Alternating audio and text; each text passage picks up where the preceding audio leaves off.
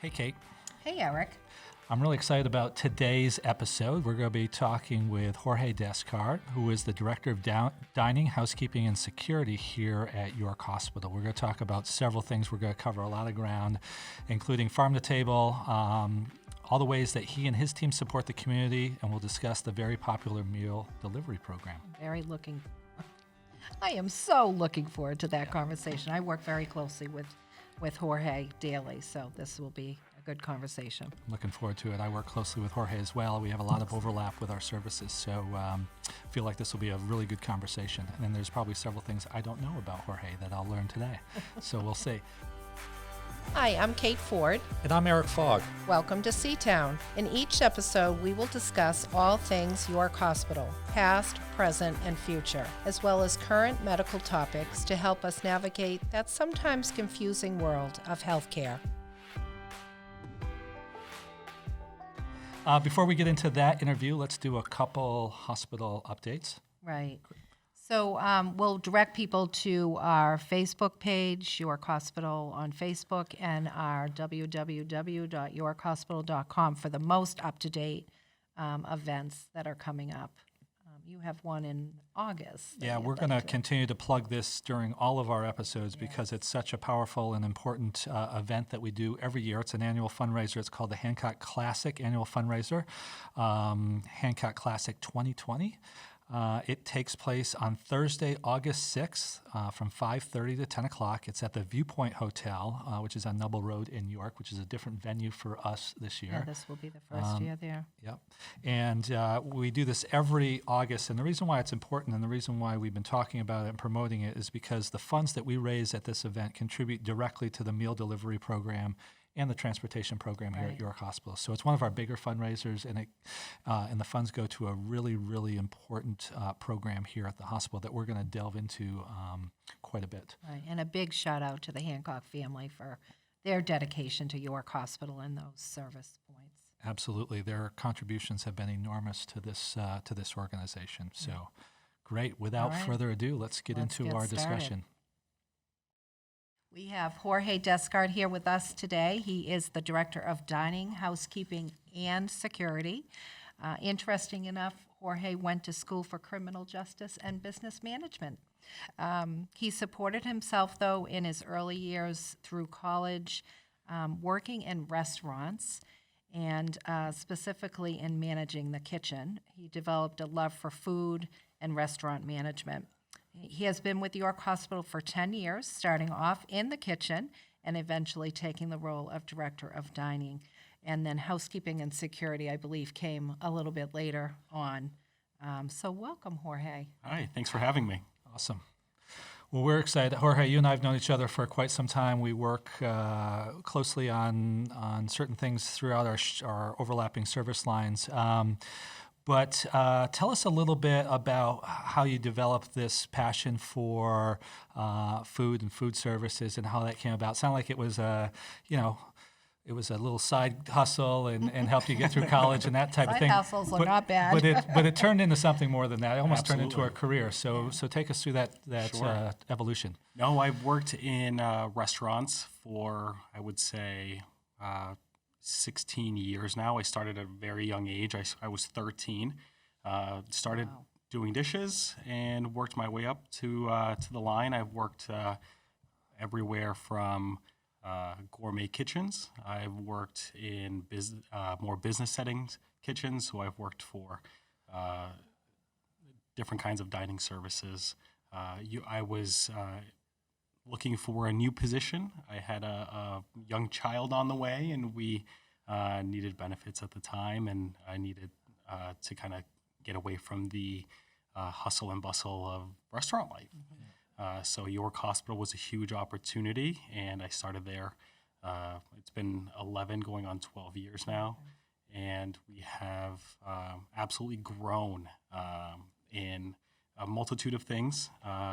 We have started farm-to-table programs. We've continued to grow our home delivery programs and also our off-site delivery programs.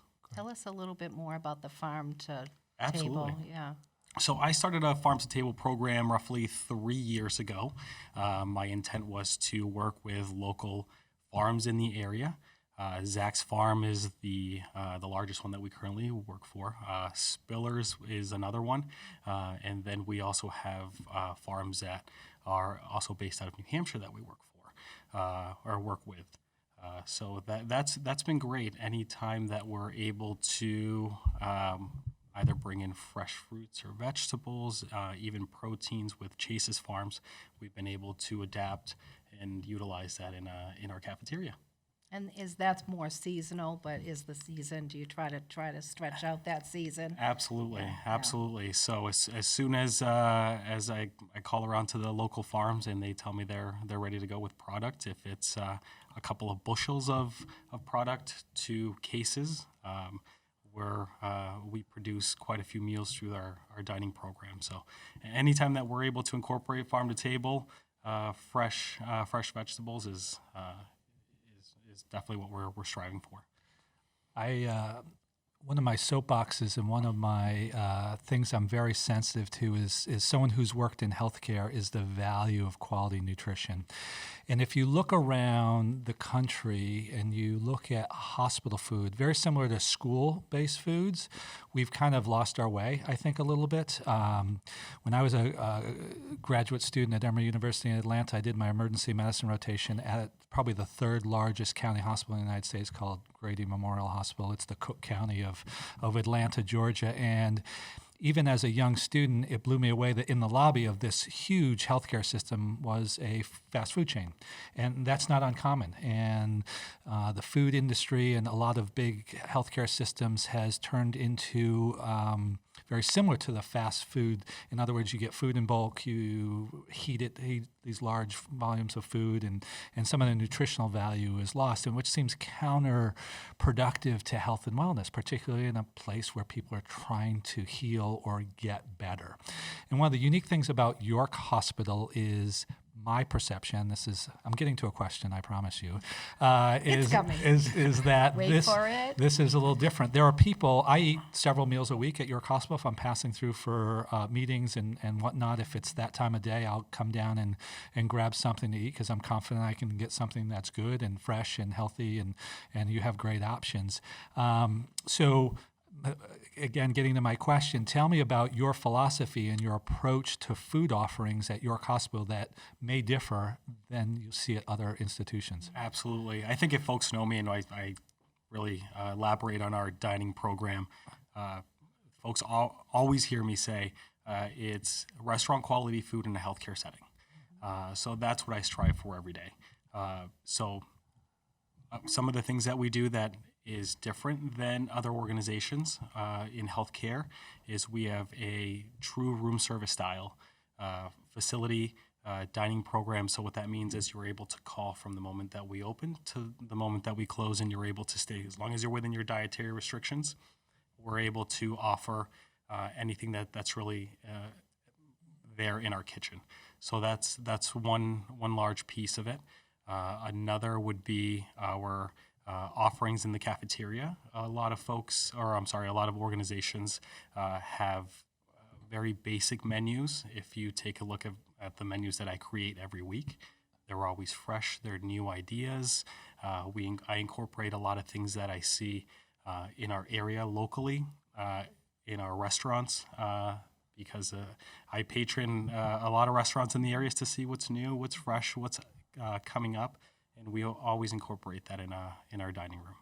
I think one of my favorite things is the half meal. Yes. When you feel like you want a piece of lasagna, but you don't need the big piece of lasagna, and you can get a half of any of the meals. Sometimes some meals are a little bit trickier, but they do a really good job giving you that half meal. And then, of Yes. course, it's not quite half price, but it's a reduced price. Exactly. Yeah. No, absolutely. We have a wonderful salad bar that we have fresh offerings for daily. We have our fresh soups. 2 soups a day. 2 soups a day, 7 days a week. So we have a lot of folks from the community that come in. There are our regulars, just like any other restaurant would have. A lot of folks are saying, well, I'm not going to buy groceries. I'm home alone, it's just me. I'm going to come in breakfast, lunch, and dinner, and they do it 7 days a week. It's part of their routine. So I really get to know a lot of our folks that are with us every day. So that's a great feeling. Specialty panini every day, and Yes. the famous lobster The roll. famous That's the cliche, is that you can get a Yes. lobster That roll lobster at your roll and at it's your- very true, and And I've it's sampled good, it many too. a times. But with trying to go farm to table, with trying to offer fresh things, the challenge to that, and I think why a lot of larger institutions go to these bulkier type of things, is cost, right? Yeah. So how do you control cost and offer these great offerings while being sensitive to budgetary issues? What's your strategy with that? Absolutely. No, I take a look at it every day. The great relationship that we have with the folks that are on the fields that are farming is that they may end up with extra tomatoes that fall, or squashes, greens. So we really take a look at everything, and what they always try to do is we help each other. You know, they have excess product. More than happy to take it off their hands at a great cost to us. Right. So it's building relationships. That's the big piece. Sure. That's a really good segue. Yeah, go for it. Building relationships with those in the community. So we talked quite a bit about this, but talk about the community support that your area provides. No, absolutely. So we offer a multitude of support for our Table of Plenty of community or folks that are in the program. So we help them with ordering product. Every 6 weeks, we are at the First Parish Church where a Table of Plenty is offered. Here in New York, and we do any time that we're there, in York Hospital's next up, we offer over 100 meals just for that night alone. And that's the 6-week schedule. And the ordering of supplies you don't just do for York, right? It's Berwick and Kittery. Correct. yeah. Absolutely. Yeah. So any chance that I have to try to support any other organizations that are community involved, we're more than happy to do that. And some of the other ones, the food pantries. Food pantries, absolutely. We have a few churches in Wells, along with York, that we support. Crossroads. in Crossroads, yes. Portsmouth, and the Wells, right? Okay. And tell us a little bit about the relationship we have with York Housing Authority. Sure. So York Housing Authority, we teamed up with them roughly about 8 or 9 years ago. Southern Maine Agency for Healthy Aging had a voucher program that they offer. So we were able to connect with them, and we offer 125 meals a week to that community. So folks were able to purchase a meal voucher, then they get it reimbursed in either the dining room or through York Housing Authority. And they have a little cafeteria there. They do. It's kind of a satellite Yes. of York Hospital. Absolutely. So we cook everything. They come Monday through Friday. They pick up the meals. They bring them back. They serve them to the folks that are in that area. Yeah, it's amazing work out in the community. I didn't even know all the organizations that you touch. So, to that point, you talked about ability to get food out in the community. There is a meal delivery program that Yes. run through your shop as well. Absolutely. So, how many meals a week do you deliver, including, I guess, the one that you just mentioned? So, how many meals are going out of York Hospital into the community per week? So I know you're a numbers guy. So I He actually likes his that's stats. the rumor. That's the rumor. I brought some I stats. like stats too. So we have 11 volunteer drivers, Okay. and they bring meals to York, Kittery, Elliott, and also the Wells Urgent Care. They also help and support us with our oncology services and making sure that folks are getting meals there. We have currently 184 customers in our home delivery program, and we are offering close to 200 meals a week just through that program alone. That's amazing. We've just started to connecting, I keep doing a little plug for the Bridges program, but connecting meal delivery to the Bridges program. So you haven't quite expanded meal delivery. Look at me, we haven't. It's a partnership, It is, absolutely. it is. into Wells home delivery, but to Wells staff and patients getting treatment. So now we have our Wells delivery driver bringing the meals to Wells Urgent Care, and then a Bridges volunteer picking it up there and delivering it out to the home. So I think we're going to see more and more Absolutely. of that partnership. So we're always looking for drivers to help and support us. Right now we have 11 openings, or 11 drivers that help support us, but we're always looking for more. I would love to see us going into South Berwick, further into Ogunquit, and absolutely expanding Wells. The need is there. The great thing that I think folks don't realize about the meal program is it's an avenue for folks to be able to stay in their homes longer. That's something that the meals program it's been existing for 10 years. This isn't anything new that I've created or done, but it's something that I feel very passionate about, to try to help the folks in the community who are homebound. They can't get out. Maybe they're just not feeling well, or they're going through treatment.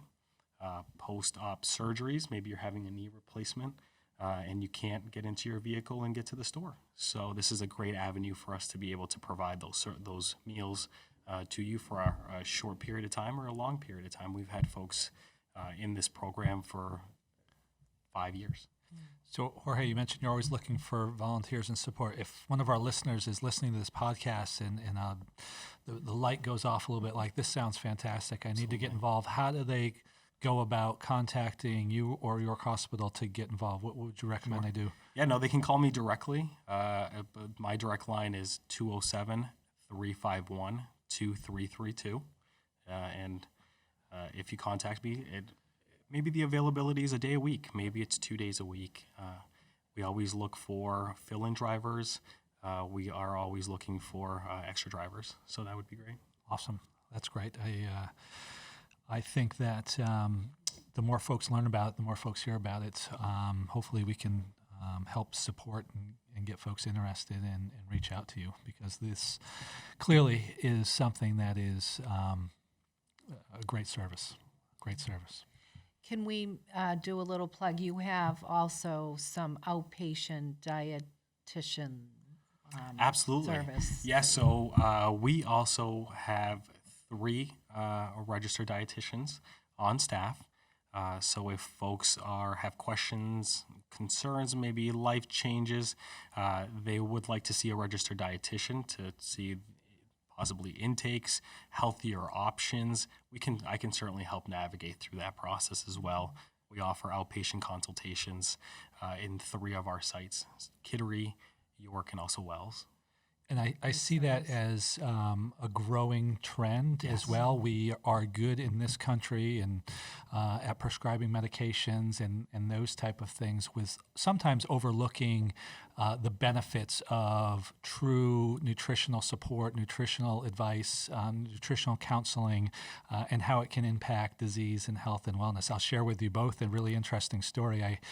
I did my medical training in Atlanta, as I shared at Emory, and one of my rotations was down in South Georgia, and this was in the mid-'90s. And one of the things I learned at this small little community hospital, which was fantastic and amazing, but the difference between a diabetic tray and a non-diabetic tray at this facility in 1995 was sweet tea versus unsweet tea. Everything else was the same, which just kind of shows kind of how far we've come with looking at the quality of foods that we eat and how it can impact your health outcomes and your disease states and that sort of thing. So those type of services where you actually have the dietitians, I've seen them at YFP and KFP and consulting with patients and that sort of thing, is critically important. And I think as we go forward in medicine, it's my opinion that you'll see more value placed on that. There's no doubt that the science and the research there is that eating better, right? It's not rocket science. Absolutely. Less processed food, more Yes. whole foods, more nutritionally dense foods, right, leads to better health outcomes. Absolutely. So I think you're already ahead of the game with the services that you provide. So hopefully we can continue to see that grow. No, there's York Hospital has always been known for exceptional food, and I think we have realized that. far in advance of other facilities or other healthcare organizations. Judd Knox is a great example of that to help us. Has always been a huge supporter of the meal delivery program and just the overall dietary program. Great. And a plug, because there's some turnover that happens. I know, I would say for dining services, volunteers, it's your biggest, it's one of the biggest areas that Yes. I service for volunteers. I think there are 30 Yes. total volunteers. And we're always looking for additional volunteers Yes. to help and support us. So you can contact me for that, 351-2224. But also, it does help with staffing, so people calling in or needing vacation and that. So put a little plug in. Do you have any, well, not specific positions, but in general, you have, So we're always looking for support from volunteer services. And Kate, you do a wonderful job when it comes to helping us and supporting staffing of the volunteer program. thank you. I wasn't looking for a plug, but that's No, nice. but Thank you deserve one, absolutely.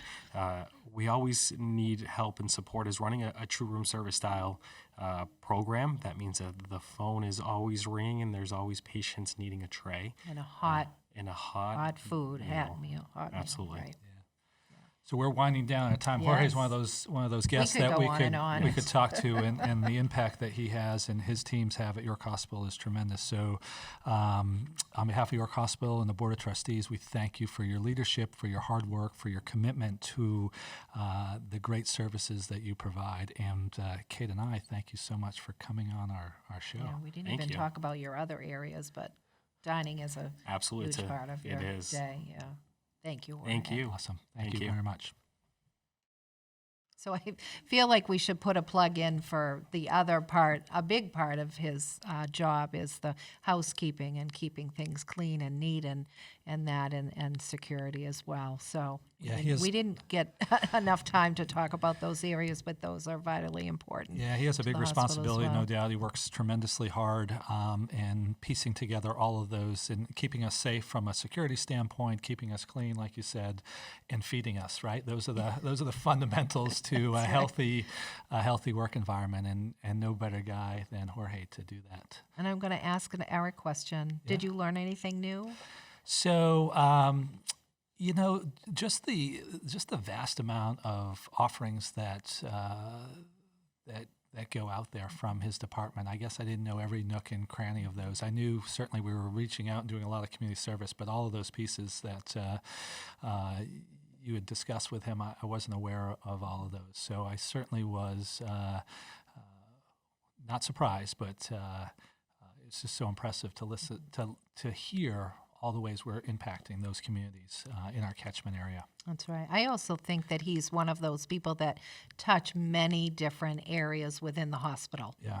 So he could be our MVP for collaboration. No doubt. Department collaboration. So again, one of those guys where I walk around, I'm out in the community a lot, and you're always bumping into Jorge because he seems to be everywhere. You're there and everywhere. You're there and everywhere, no doubt. It's a great service. And again, a guy who on a random weeknight at 9 o'clock, if we're having some security issues, I can pick up the phone and contact and touch base with. So he's always one of those guys who's always available. He's a true leader and champion here at York Hospital. It's Wears great many that hats. we could capture him. So Yes. excellent.